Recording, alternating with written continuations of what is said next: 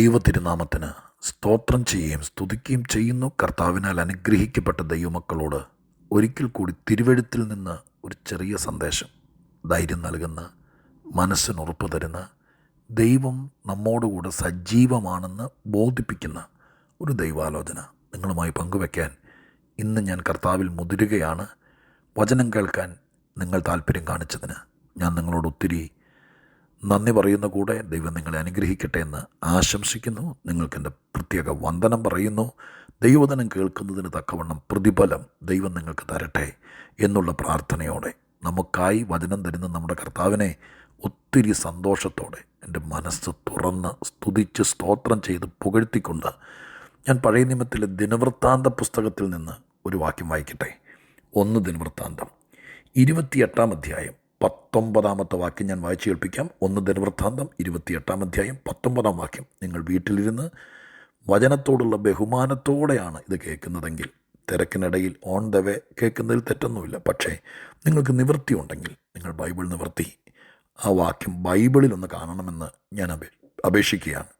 1 ദിനവൃത്താന്തം 28 അധ്യായം 19 വാക്യം ഇങ്ങനെയാണ്: ഇവയെല്ലാം, ഈ മാതൃകയുടെ എല്ലാ പണികളും യഹോവ എനിക്ക് വേണ്ടി തൻ്റെ കൈകൊണ്ട് എഴുതിയ രേഖ മൂലം എന്നെ ഗ്രഹിപ്പിച്ചിരിക്കുന്നു എന്ന് ദാവീദ് പറഞ്ഞു. ഒന്നോടെ ശ്രദ്ധിച്ചു. ഇവയെല്ലാം, ഈ മാതൃകയുടെ എല്ലാ പണികളും യഹോവ എനിക്ക് വേണ്ടി തൻ്റെ കൈകൊണ്ട് എഴുതിയ രേഖ മൂലം എന്നെ ഗ്രഹിപ്പിച്ചിരിക്കുന്നു എന്ന് ദാവീദ് പറഞ്ഞു. ദാവീദ് പറയുക, മോൻ ശലോമോനോട് പറയുക.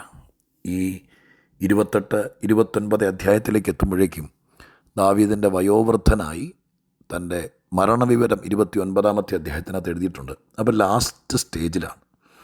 ആ സമയത്ത് ശലോമോനെ അടുക്ക വിളിച്ച് ഒത്തിരി കാര്യങ്ങൾ ഭരമേൽപ്പിക്കുക, ഒരപ്പൻ ഉത്തരവാദിത്തം മകനെ ഏൽപ്പിക്കുന്നത് പോലെ. രാജഭരണം ശലോമോനാന്നുള്ള വിവരം ദൈവം ദാവീദിനെ അറിയിച്ചിരുന്നു. ആ കാര്യങ്ങളൊക്കെ പറഞ്ഞു. ഇപ്പോൾ ആലയപ്പണിയെക്കുറിച്ച് പറയുക. ദാവീദിൻ്റെ ഭയങ്കര സ്വപ്നമായിരുന്നു ദൈവത്തിൻ്റെ പെട്ടകം ഒരാലയത്തിനകത്ത് വെക്കണം, അതൊന്ന് കാണണമെന്ന് ആഗ്രഹിച്ച മനുഷ്യനാണ്. പക്ഷേ എന്തൊക്കെയോ കാരണം കൊണ്ട് ദൈവം അത് അനുവദിച്ചില്ല. മോനെ കൊണ്ട് പണിയിപ്പിക്കാമെന്ന് പറഞ്ഞു.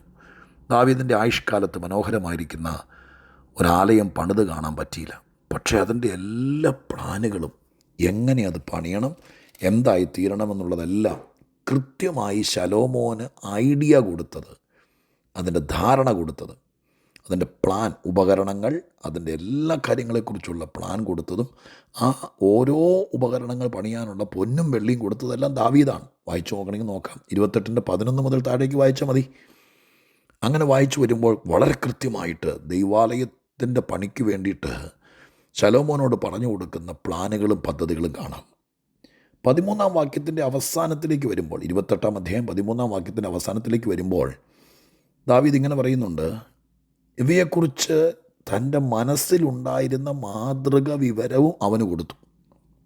അപ്പോൾ ഒരു ആർക്കിടെക്ചറൽ മൈൻഡിൽ തൻ്റെ മനസ്സിനകത്ത് ഭാവന ഉണ്ടായിരുന്നു. എന്തായിരിക്കണം എൻ്റെ ദൈവത്തിൻ്റെ ആലയത്തിലെ പാത്രം, എന്തായിരിക്കണം എൻ്റെ ദൈവത്തിൻ്റെ ആലയത്തിലെ അതെവിടാണ് വെക്കേണ്ടത്, യാഗപീഠം അതെങ്ങനെയാണ്, ഇതെല്ലാം എങ്ങനത്തെ പാത്രങ്ങളായിരിക്കണം, അതിൻ്റെ വലിപ്പം, ഷേപ്പ് എല്ലാം മനസ്സിനകത്തുണ്ടായിരുന്നു.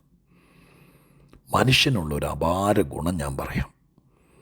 നമ്മുടെ കയ്യിലൊന്നും കിട്ടിയിട്ടില്ല, ബുദ്ധിമുട്ടിലാണ്. നമുക്ക് ഒരു വീട് പണിയാനോ, ആലയം പണി എല്ലാവരെ കൊണ്ടും പറ്റുന്നതല്ലല്ലോ, അതൊരു എക്സ്പെഷ്യലി കേസല്ലേ. എന്നാലൊരു വീട്, കുഞ്ഞിൻ്റെ വിവാഹം, നമ്മുടെ ഭാവി, നമ്മുടെ ശുശ്രൂഷ, നമ്മുടെ മക്കളെക്കുറിച്ച്, ഇതിനെക്കുറിച്ചൊക്കെ ഒരപ്പന് ഇതുപോലെ ദാവീദിനെ പോലെ ഒരു ആർക്കിടെക്ചറൽ മൈൻഡിൽ ഒരു രൂപരേഖ കാണാനുള്ള സ്വാതന്ത്ര്യമില്ലേ? തീർച്ചയായിട്ടും ഉണ്ടെന്നാണ് വിശുദ്ധ ബൈബിൾ എന്നെ പഠിപ്പിച്ചിരിക്കുന്നത്. നാം നമ്മെ എങ്ങനെ കാണുന്നു, നമ്മുടെ പിള്ളേരെ എങ്ങനെ കാണുന്നു, അതുപോലെയൊക്കെ തന്നെ ദൈവം അംഗീകരിക്കും. ഇവിടെ പറയുക, ദൈവാലയത്തിലെ പാത്രങ്ങളൊക്കെ എന്തുകൊണ്ടായിരിക്കണം, എങ്ങനെ ആയിരിക്കണം, ഏത് ഷേപ്പായിരിക്കണം, അതിനെക്കുറിച്ചെല്ലാം എൻ്റെ മനസ്സിലൊരു മാതൃക വിവരമുണ്ടായിരുന്നു എന്ന് 13 വാക്യത്തിനകത്ത് മാതൃകയുണ്ടായിരുന്നു. പക്ഷേ 19 വാക്യത്തിൽ നമ്മൾ വായിച്ചത് എങ്ങനെയാണ്? ഈ മാതൃകയുടെ എല്ലാ പണികളും ഞാൻ ഇൻ്റർനെറ്റ് തപ്പി നല്ല പണിക്കാർ പണിതിട്ടിരിക്കുന്നവരെല്ലാം കണ്ടിട്ട് അത് ഡൗൺലോഡ് ചെയ്ത് അതിനകത്ത് ഞാൻ ഇച്ചിരി മേമ്പൊടി ചേർത്ത് കടുക് വറുക്കും പോലെ അങ്ങനെ ആരാണ്ടറേയും പണി ഞാൻ പെരുപ്പിച്ചെടുത്തതല്ല. എൻ്റെ മനസ്സിൽ കിടന്ന മാതൃകയുടെ സോഴ്സ് മുഴുവൻ എവിടെയാണെന്നറിയാമോ? അതാണ് 19-ാമത്തെ വാക്യത്തിൽ വായിച്ചത്.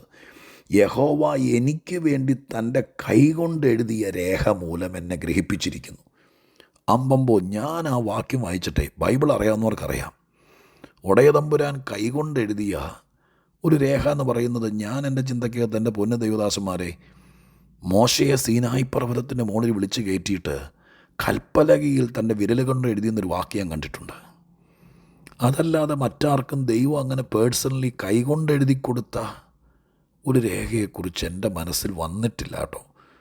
പക്ഷെ ദാവീദ് ഇവിടെ പറയുന്നു, എനിക്ക് എൻ്റെ ദൈവം തൻ്റെ കൈകൊണ്ട് എഴുതിയ രേഖ മൂലം എന്നെ ഗ്രഹിപ്പിച്ചിരിക്കുന്നു.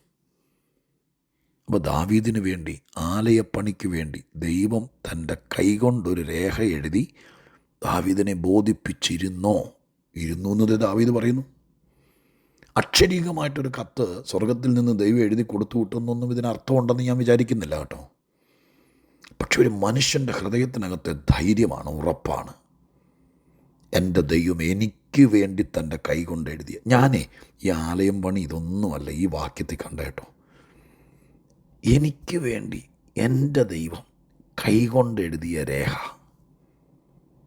എൻ്റെ കർത്താവേ, വിശുദ്ധ ബൈബിള് എനിക്ക് വേണ്ടി എഴുതിയെന്നൊക്കെ ഞാനും പറയും, ശരി. പക്ഷേ ഇതൊരു പൊതുവല്ലേ?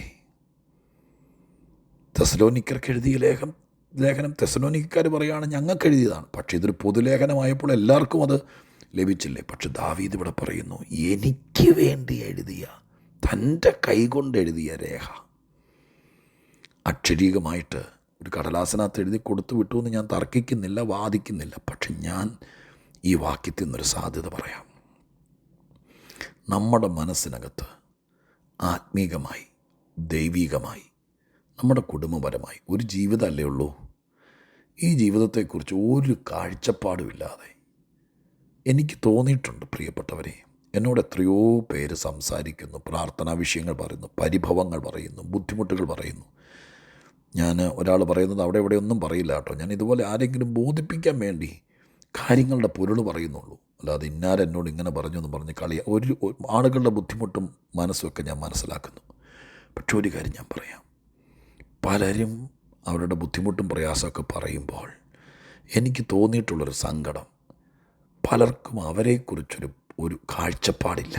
അവരാരാന്ന് പോലും, വർത്തമാനത്തിൽ പോലും അവർക്ക് ബോധ്യമില്ലാത്തതുപോലെ നമുക്ക് തോന്നും.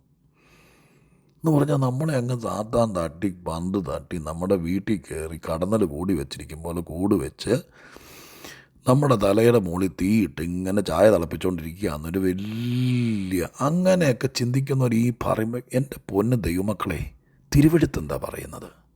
നേരോടെ, വിശുദ്ധിയോടെ ദൈവം വച്ചിരിക്കുന്ന വേദപുസ്തക പ്രമാണത്തിൻ്റെ മതിൽക്കെട്ടിനകത്ത് നിന്ന് ജീവിച്ചാൽ നമുക്ക് ലഭിക്കുന്നത് പോലത്തെ സുരക്ഷിതത്വം ഈ ലോകത്തിൽ ആർക്കെങ്കിലും ലഭിക്കുന്നുണ്ടോ? ഞാനൊരിക്കലും ഒരു പ്രസംഗം പ്രസംഗിച്ചത് ഓർക്കുന്നു, ഒരു ഭക്തൻ്റെ 10 വിധ സുരക്ഷിതത്വം ബൈബിളിൽ നിന്ന്. ഇപ്പോൾ അതൊന്നും പറയാൻ ഈ 5-8 മിനിറ്റ് കൊണ്ട് നേരമില്ലല്ലോ. നിങ്ങൾ തപ്പിയാലും കിട്ടും. ദൂതന്മാരുടെ കാല് പോലും കല്ലിൽ തട്ടിപ്പോകാതെയുള്ള സൂക്ഷിപ്പ്, അങ്ങനെ 10 വിധ സൂക്ഷിപ്പ് ഞാൻ ഒരിക്കൽ പ്രസംഗിച്ചു. അറിയണം, അത്ര സൂക്ഷിപ്പിനകത്ത് ജീവിക്കപ്പെടുന്ന നമ്മളാരാണ്, നമുക്ക് വേണ്ടി ദൈവം എന്ത് ചെയ്തിരിക്കുന്നു, എന്ത് ചെയ്യുന്നുള്ള കാഴ്ചപ്പാട്. ഞാനതിന് ഈ ഇന്നത്തെ ചിന്തയോടെ ചേർത്ത് വെച്ച് പറയുക, നമുക്ക് നമ്മുടെ മനസ്സിനകത്ത് നമ്മളെക്കുറിച്ചൊരു ധാരണയുണ്ടോ? ഉണ്ടെങ്കിൽ സ്വർഗം അത് കൃത്യമായിട്ട് എഴുതി. നമ്മളിപ്പോൾ ഈ പ്രാർത്ഥന എന്നൊക്കെ പറഞ്ഞാൽ അത് തന്നെ ഞാൻ നോട് തെളിച്ച് പറയാം. നമ്മളൊരു വീട് പണിയാൻ പോവുക, നാട്ടിൽ നിങ്ങൾക്ക് 25 സെൻറ്റ് സ്ഥലമുണ്ട്. നിങ്ങളിവിടുന്ന് വിളിച്ച് പറയുക, ഒരു കോൺട്രാക്ടറോട്, ഒരു എഞ്ചിനീയർ വിളിച്ച് പറയുക, സാറേ ചുമ്മാ ഇരിക്കുകയാണോ? എന്നാൽ ഞാൻ വരുമ്പോഴത്തേക്ക് ഒരു വീട് പണിത് വെച്ചേക്കണേ എന്ന് പറഞ്ഞാൽ ചുമ്മാ ഒരു വീട് പണിത് വെച്ചിരിക്കുകയാണോ? ഞാൻ വേറൊരു രാജ്യത്തിരുന്നുകൊണ്ടാണ് ഇന്നത് റെക്കോർഡ് ചെയ്യുന്നത്. ഇവിടേക്ക് അന്വേഷിച്ച് പറഞ്ഞതെന്നറിയാമോ? ഇവിടെ ഷോ ഹോംസ് ഉണ്ട്. ഷോ ഹോംസ് എന്ന് പറഞ്ഞാൽ വീട് മേടിക്കാൻ വരുമ്പോൾ ഒരു മോഡൽ വീട് ഇവിടുത്തെ ആർക്കിടെക്ട് പണിത് വെച്ചിരിക്കും, ഇവിടുത്തെ ബിസിനസ്സുകാർ. ആ വീട് ഒരു പടം വരച്ച് കാണിക്കുകയല്ല, 3D ഡയമെൻഷനിൽ ഒരു കമ്പ്യൂട്ടറിൽ കാണിക്കുകയല്ല, ഒരു വീട് ഇവിടെ പണിത് വെച്ചിരിക്കുക. അത് വന്ന് കാണാം. അതിനകത്ത് എന്തെങ്കിലും നിങ്ങൾ കൂട്ടുകയോ കുറയ്ക്കുകയോ ചെയ്യാം. എന്നിട്ടാണ് എഗ്രിമെൻ്റ് ചെയ്യുന്നത്. പ്രാർത്ഥന എല്ലാം അങ്ങനെയൊന്നും ഞാൻ വാദിക്കുന്നില്ല. പക്ഷേ എനിക്കെൻ്റെ കുഞ്ഞിനെക്കുറിച്ച് ഒരു പ്ലാനുണ്ട്. എനിക്കെൻ്റെ ദൈവത്തിൻ്റെ സന്നിധിയിൽ എൻ്റെ ശുശ്രൂഷയെക്കുറിച്ച്, എൻ്റെ ശരീരത്തെക്കുറിച്ച്, എൻ്റെ നാളുകളെക്കുറിച്ച് 150 കൊല്ലം ജീവിച്ചിരിക്കണം, എല്ലാവരുടെയും മുകളിലായിരിക്കണം എൻ്റെ സിംഹാസനം എന്ന് പണ്ട് ലൂസിഫർ പറഞ്ഞോളെന്നും പറഞ്ഞേക്കരുത്. നമുക്ക് അറിയാലോ, ഒരു മനുഷ്യൻ, ഒരു ഭക്തൻ, അവൻ്റെ പരിമിതികൾ, അവന് ആവശ്യമുള്ളത് അറിയാലോ. അത് വെച്ച് മാന്യമായി ജീവിക്കാൻ നിൻ്റെ മനസ്സിനകത്ത് ഒരു വലിയ 13-ാമത്തെ വാക്യത്തിനകത്ത് നമ്മൾ കണ്ടതുപോലെ എൻ്റെ മനസ്സിനകത്ത് ഒരു മാതൃകയുണ്ടെങ്കിൽ ആ മാതൃക ദൈവം കൈകൊണ്ട് ഒരു ആർക്കിടെക്റ്റിനെ പോലെ എഴുതിയെന്ന് അവിടെ തന്നിരിക്കും. ഞാൻ പക്ഷേ അതിനെ ഇങ്ങനെ പറയുക, നിൻ്റെ മനസ്സിലെ മാതൃക സ്വർഗത്തിലെ ദൈവം ഒരു രജിസ്ട്രേഡ് എൻജിനീയർ, ഒരു രജിസ്ട്രേഡ് ആർക്കിടെക്റ്റ്, അദ്ദേഹം വരച്ചിട്ട് സീൽ ചെയ്ത് ഒപ്പിട്ട് തരുന്നത് പോലെ. സർക്കാരിൽ പ്ലാൻ കൊടുക്കുമ്പോൾ അങ്ങനെ വേണമല്ലോ. സർക്കാർ അംഗീകരിച്ചൊരു എൻജിനീയറുടെ സീലും ഒപ്പും വേണം. അത് വെച്ചെങ്കിലേ പഞ്ചായത്ത് നമുക്ക് വീട് പണിയാൻ സാങ്ഷൻ തരത്തുള്ളൂ. നിൻ്റെ മനസ്സിൽ സ്വപ്നങ്ങളുണ്ട്, അത് ഞാൻ പണിത് വെച്ചെന്ന് പറഞ്ഞാൽ പൊളിക്കാൻ പറയും അവർ. ദൈവം തമ്പുരാൻ പറയുന്നു, സ്വർഗം അംഗീകരിച്ച് ദൈവത്തിൻ്റെ കൈ കൊണ്ട് വരച്ച് അതിൻ്റെ അടിയിൽ ഒപ്പിട്ട് സീല് വെച്ച് ദാവീദേ നിൻ്റെ കയ്യിൽ തന്നാൽ അത് ഈ ഭൂമിയുടെ മുഖത്ത് ലോകപ്രസക്തമായി തിളങ്ങി വരും. യെരൂശലേം ദേവാലയം അങ്ങനെയല്ലേ വന്നേ? അപ്പോൾ ഒരു മനുഷ്യൻ്റെ അകത്തൊരു പ്ലാൻ ഉണ്ടായിരുന്നു. അത് ദൈവം അപ്രൂവ് ചെയ്തു. ദൈവം എന്ന രാജശില്പി അത് കൈകൊണ്ട് എഴുതിയെന്ന് എഴുതിയിരിക്കുന്നു, പക്ഷേ കൈകൊണ്ട് വരച്ച് അതിൻ്റെ രൂപങ്ങൾ വരച്ച് ദാവീദിൻ്റെ കയ്യിൽ കൈകൊണ്ട് വരച്ച് ഗ്രഹിപ്പിച്ചു. കൈകൊണ്ട് എഴുതി. ആ വാക്കിനായി സ്തോത്രം. എനിക്ക് വേണ്ടി തൻ്റെ കൈകൊണ്ട് എഴുതി. ആ വാക്ക് നിങ്ങൾ വായിച്ചു നോക്കണേ. ഞാൻ പറഞ്ഞ കേൾക്കരുത്. ബൈബിൾ എടുത്ത് നിന്ന് എപ്പോഴെങ്കിലും ഒന്ന് വായിച്ചു നോക്കണേ. അടിവരയിട്ട് സൂക്ഷിക്കണം. നിങ്ങളുടെ ലൈഫിനെ സ്വർഗീയ ശില്പി, ആ വലിയ രാജശില്പി, നിങ്ങൾ പ്രാർത്ഥനാ മുറിയിൽ കണ്ണുനീരോടെ, എൻ്റെ കുഞ്ഞിനെ, എൻ്റെ കയ്യിൽ ഒത്തിരി പൈസയൊന്നുമില്ലപ്പാ, അവൻ ശാരീരികമായിട്ട് ഇച്ചിരി വീക്കാ കർത്താവ്, എങ്കിലും എൻ്റെ ഉള്ളിലെ ആഗ്രഹം ഇതാ എന്ന് പറഞ്ഞ് സ്വർഗത്തോട് പറയുമ്പോൾ, ഒരു ആർക്കിടെക്റ്റിനോട് എനിക്കൊരു വീട് പണിയണം, എൻ്റെ കയ്യിൽ ഇത്രയും പണമുള്ളൂ എന്ന് പറയുമ്പോൾ, ഉള്ള പണം കൊണ്ട് ഏറ്റവും നന്നാക്കി ചെയ്തു തരാൻ അദ്ദേഹത്തിന് പറ്റുമെങ്കിൽ നിൻ്റെ ഇല്ലായ്മകൾക്കപ്പുറം സ്വർഗം ആ രാജശില്പി തൻ്റെ കൈകൊണ്ട് വരയ്ക്കും. ആ വലിയ ആർക്കിടെക്ചർ വരച്ചിട്ട് ഒപ്പിട്ട് തരും. ആർക്കും നിഷേധിക്കാൻ കഴിയാത്ത രീതിയിൽ. ഒന്നിരുത്തി ചിന്തിച്ചോ.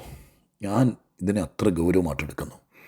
എൻ്റെ ശുശ്രൂഷ, ഞാൻ ശുശ്രൂഷിക്കുന്ന സഭ, അവിടുത്തെ ദൈവമക്കൾ, നിങ്ങളെപ്പോലെ ഞാൻ എൻ്റെ ഹൃദയത്തിൽ പേറി പ്രാർത്ഥിക്കുന്ന ഓരോരുത്തർ നിങ്ങളെക്കുറിച്ച് ഭാവന കണ്ട് അത് ദൈവത്തിൻ്റെ മുമ്പിൽ സമർപ്പിച്ച് സ്വർഗം ഒപ്പിട്ട് സാങ്ഷനാക്കി അത് പണിതാൽ ഒരു ദുഷ്ടനും പൊളിക്കുകയില്ല. ബാക്കി നിങ്ങൾ ചിന്തിക്കുക. ഞാൻ തൃപ്തനായില്ല, ഇത് പറഞ്ഞ് തീർന്നില്ലെന്ന് എനിക്കറിയാം, പക്ഷേ ഇവിടെ നിർത്തേണ്ടി വരുന്നു, സമയപരിമിതി. ഞാൻ പ്രാർത്ഥിക്കട്ടെ, ബാക്കി നിങ്ങൾ ചിന്തിച്ചോളണേ.